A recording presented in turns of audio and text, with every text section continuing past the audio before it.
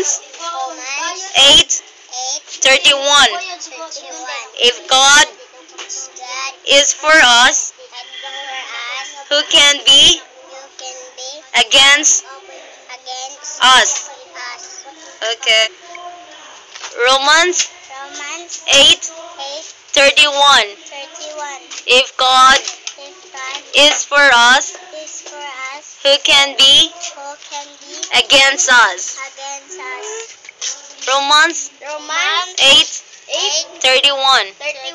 If God is for us, who can be against us? Romans 8:31. If God is for us, who can be against us?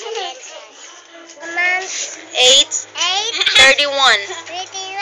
If God is for us, who can be against us?